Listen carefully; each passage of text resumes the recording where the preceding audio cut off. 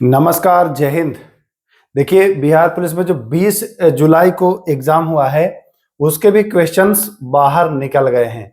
हालांकि ये इसको लीक नहीं कहेंगे, क्वेश्चन बाहर आया है लेकिन इसको लीक नहीं कहेंगे। इसका मैं सॉल्यूशन कराऊंगा, लेकिन उससे पहले मैं आप लोगों को कुछ दिखाना चाहता हूं। देखिए, मैं क्या दिखाना चाहता हूं। जिसने क्वेश्चन बाहर निकाला है ना, वो बीच से क्वेश्चन को फाड़ लिया है। अगर आप यहाँ देख रहे होंगे, गौर से देखिए, तो ये बीच से क्वेश्चन को इन्होंने फाड़ लिया है।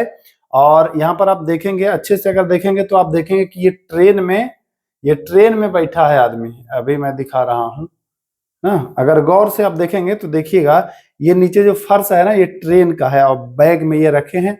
तो ये लीक इसको नहीं कहा जाएगा, इसको लीक नहीं कहा जाएगा। बीच से कोई फाड़ करके निकाल करके लेके चला रहा है भाई, तो अब उसमें क्या ही कर सकते हैं। देखिए, यहाँ पर आपको अगर दिख रहा होगा तो ये ट्रेन का फर्श भी दिखाई दे रहा होगा, ये पैर है किसी का। तो चलिए, हम लोग को उससे ज्यादा ध्यान नहीं देना है, हम लोग को इसके सॉल्यूशन पर ध्यान देना है, ताकि जो आगे के दिनों में परीक्षा हो उसमें थोड़ा सा आपको लाभ मिले, है ना। तो आइए हम लोग देखते हैं, बारी बारी से इसको देखते हैं और इसको समझते हैं कि क्या है मामला, कहां से आया है, कैसे, कौन सा आंसर होगा। तो चलिए देखिए, आपसे प्रश्न पूछ रहा है कि महात्मा गांधी नई श्रृंखला नवंबर 2016 के तहत भारत में जारी बैंक नोटों के मूल्य वर्ग के संबंध में कौन सा विकल्प सही है।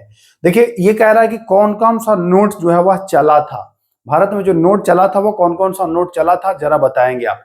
तो देखिए, जो नई श्रृंखला आई है उसमें चला था 10 का नोट चला था, 20 का चला था, 50 का चला था, 100 का और 500 का और 2000 का। ये इसका सी राइट आंसर हो जाएगा। देखिए, इसके बहुत सारे क्वेश्चंस मैंने कराए तो बहुत सारे लोगों ने कमेंट किया कि नहीं, ये क्वेश्चन नहीं था। अब जब क्वेश्चन बाहर आ गया है तो आप तो साफ देख लेंगे कि था कि नहीं था, अब तो पता चल ही जाएगा। तो पहले का ये 65 नंबर जो है, मिलाना होगा, जिसका एग्जाम होगा वो मिला लीजिएगा। 65 का सी हो जाएगा। आइए, वैश्विक उष्मीकरण यानी कि ग्लोबल वार्मिंग के लिए मुख्य रूप से कौन सी गैस उत्तरदायी है, मुख्य रूप से है तो वह कार्बन डाइऑक्साइड। मैंने बहुत बार इस क्वेश्चन को कराया भी है। मैंने क्या, ये क्वेश्चन हर जगह आपको कराया गया होगा, सारे इंस्टीट्यूट में ये क्वेश्चन आपको कराया गया होगा। आइए, तो 66 का जो राइट आंसर सी हो जाएगा। 65 का भी सी, 66 का भी सी। देखिए, 67 का क्या कह रहा है, सूर्य की पृथ्वी से अनुमानित दूरी लगभग कितनी है। तो सूर्य का प्रकाश लगभग कितना समय लेता है आने में, 8 मिनट लेता है। तो यही आंसर हो जाएगा, 8 प्रकाश मिनट। देखिए, 8 प्रकाश मिनट हो जाएगा, वर्ष नहीं होगा, वर्ष नहीं होगा, 8 प्रकाश मिनट हो जाएगा। तो 67 का जो राइट आंसर होगा भाई, वह क्या होगा, वह बी ऑप्शन होगा। बिल्कुल ओरिजिनल क्वेश्चन करा रहा हूं, बिल्कुल ओरिजिनल क्वेश्चन करा रहा हूं। जो बच्चा लेके भागा है, हालांकि क्वेश्चन को भागना नहीं चाहिए, लेकिन हमको उससे मतलब नहीं है कि भागा है, चलिए वो तो भाग ही गया। हमको मतलब है कि नेक्स्ट एग्जाम में इसका कैसे आप फायदा उठाओगे। आओ भाई, आगे चलते हैं। 68 नंबर देखिए क्या कह रहा है। 68 नंबर कह रहा है, राष्ट्रीय हरित प्राधिकरण, राष्ट्रीय हरित प्राधिकरण किस वर्ष में स्थापित किया गया था। तो यह 2010 में स्थापित किया गया था। तो 68 का ए राइट आंसर हो जाएगा। आइए आते हैं अगले क्वेश्चन की ओर। अगला क्वेश्चन देखिए क्या कह रहा है। देखिए, मतलब थोड़ा सा ज्यादा डीप में चला गया है इस क्वेश्चन में। निर्माणाधीन मथौली जल विद्युत परियोजना किस जिले में है। तो यह बेतिया, बेतिया कहां, पश्चिमी चंपारण। राइट आंसर हो जाएगा इसका भी, ऑप्शन नंबर ए बिल्कुल राइट हो जाएगा। आइए, तो अब हम लोग आते हैं आगे के क्वेश्चन पर। देखिए, आगे के क्वेश्चन भी यहां पर देखिए, आ जाइए। एक अश्वशक्ति लगभग कितने के बराबर होता है। तो एक अश्वशक्ति बराबर 746 वाट। ये तो आप बचपन से पढ़ते आ रहे हो कि एक हॉर्स पावर बराबर कितना होता है, 746 वाट, है ना। तो यहां पर भी आपको कोई दिक्कत नहीं होगी। आइए, बिहार स्टूडेंट्स कॉन्फ्रेंस की स्थापना किसने करी थी। तो यह राजेंद्र प्रसाद के द्वारा करी गई थी। किसके द्वारा, राजेंद्र प्रसाद। तो 71 का भी सी आंसर सही है। देखिए, 71 का भी सी। कवि का स्त्रीलिंग शब्द है, कवि का होता है कवित्री, कवित्री, लेकिन ये वाला कवित्री नहीं, कवयित्री होता है, कवयित्री, ये ध्यान देना है, ठीक ना। आते हैं आगे, चलते हैं अगले सवाल पर। अगला सवाल देखिए क्या कह रहा है। आइए, अगला सवाल देखिए क्या कह रहा है। हाँ, 73 का आप पढ़ लेते हैं। ये क्वेश्चन भी मैं बहुत बार कराया हूं। खतरे के निशान लाल रंग के होते हैं, क्योंकि मैं बताया हूं ना कि लाल जो रंग होता है उसका प्रकीर्णन कम होता है, कम प्रकीर्णन तो छाटना है आपको, न्यूनतम होता है जिससे दूरस्थ स्थान से देखी जा सकती है, तो प्रकीर्णन कम होगा। देखिए लाल रंग के प्रकाश का प्रकीर्णन ओस व धुएं से होता है जिससे दूरस्थ, अच्छा ए वाला, ए हमको देखना है ना, कम है, कम कौन सा वाला है, पहले ए तो छोड़ दिए। लाल रंग के प्रकाश का प्रकीर्णन ओस व धुएं से न्यूनतम, न्यूनतम का मतलब कम, यही होगा ना, हम तो पहले ही बता रहे हैं कि कम होता है, अधिक नहीं होता है, कम। तो राइट आंसर 73 का ए हो जाएगा। क्लियर है? क्लियर है सर। चले आगे, चलिए आगे आगे चलते हैं अब। हाँ आइए आगे चलते हैं, देखिए इसको मैं, आइए आगे अब आते हैं हम पहले 59 नंबर प्रश्न है यहां भी। इस प्रश्न में देख लेते हैं क्या है। निम्न में से कौन सी फसल शुष्क भूमि यानी कि ड्राईलैंड कृषि के तहत नहीं उगाई जाती है? आप लोग गांव घर से हैं तब तो ये आसानी से कर लेंगे। गन्ना ऐसा फसल है इसके लिए बहुत ज्यादा पानी की आवश्यकता होती है, तो भैया ये सूखी भूमि में कैसे उगेगी? नहीं ना, इसके लिए तो पानी चाहिए, तो डी आंसर इसका सही हो जाएगा।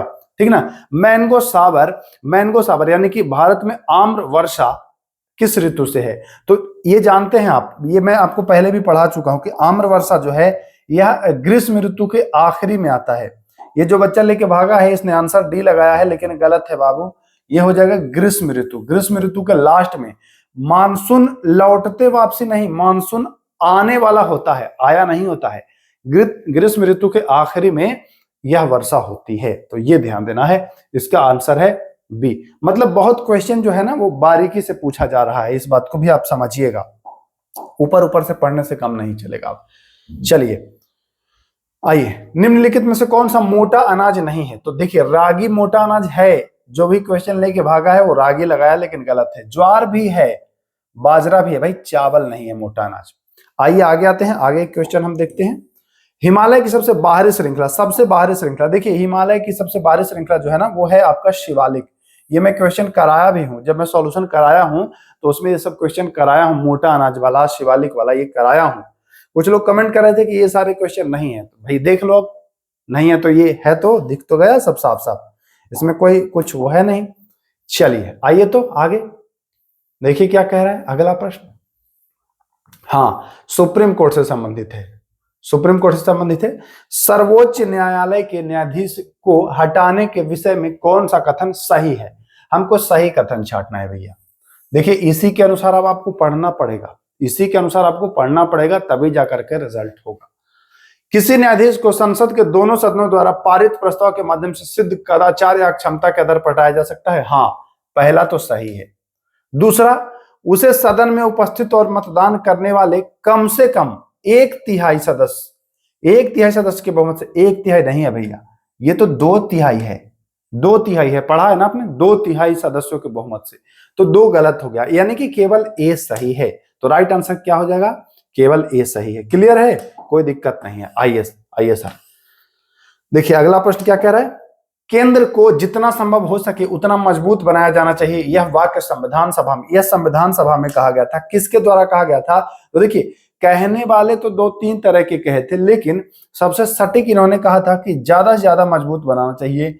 एन गोपाला स्वामी अयंगर, गोपाला स्वामी अयंगर ने कहा था कि ज्यादा से ज्यादा मजबूत बनाया जाना चाहिए, ये स्टेटमेंट इनका था। तो ये आंसर इसका बी हो जाएगा, राइट आंसर बिल्कुल सही हो जाएगा। आइए चले आगे, देखिए जितने भी प्रश्न 4 पेज ही भेजा है, वो बताया ना कि वो बीच से उखाड़ा है, देखिए यहाँ पर आपको दिख रहा होगा, वो बीच से पेज को उखाड़ा है, तो जितना हो सके उतना मैं आपको करा दे रहा हूं। आइए, यदि एक समलंब चतुर्भुज की समांतर भुजाएं 10 है और 12 है, ऊंचाई है, तो ये देखिए सॉल्व करना पड़ेगा, सॉल्व करेंगे तो आ जाएगा 66 मीटर स्क्वायर, इसका राइट आंसर आ जाएगा। तो ये बहुत आप कर ले सकते हैं आराम से।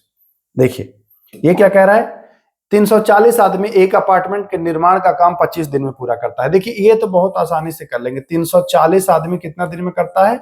25 दिन में करता है, ठीक ना। उसी काम को 17 दिन में करना है भाई, तो 17 दिन में करना है। आदमी कितना होगा? आदमी खाली स्थान रख देते हैं, देखिए 17 से 20 मरतबे काट देते हैं, यहाँ पर 20 25 से कितना? 500, तो 500 हो जाएगा आदमी, 500 है ना ऑप्शन, देखिए 500 है।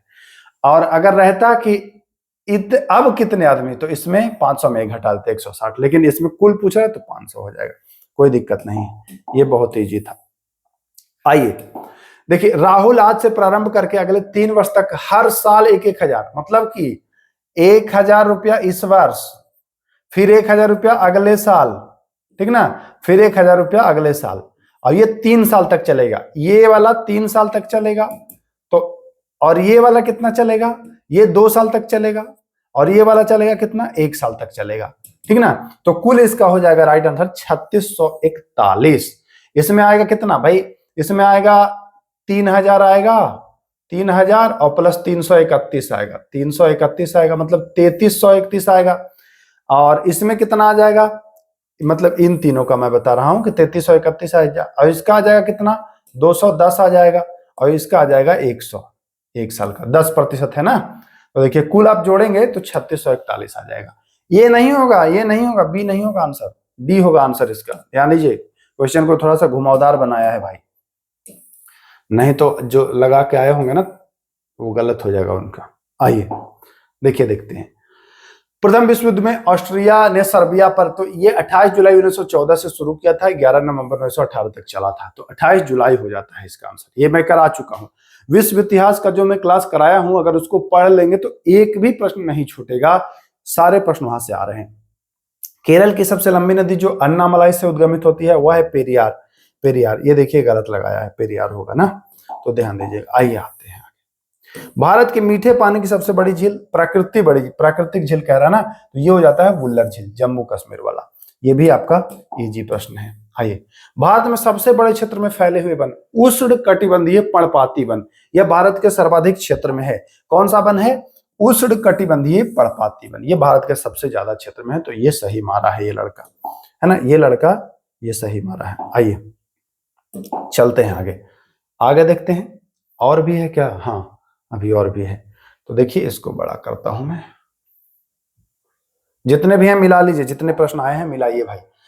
निम्नलिखित में से धनानंद के प्रमुख ग्रंथ का चयन कीजिए। तो धनानंद का एक ग्रंथ था सुजान सागर, आप जानते होंगे, सुजान सागर इसका राइट आंसर हो जाता है। निम्नलिखित में से संदेहार्थक, जब संदेह होता है, वाक्य को पढ़िए आपको लगेगा संदेह, एक गिलास पानी लाओ, इसमें क्या संदेह है भाई, है ना।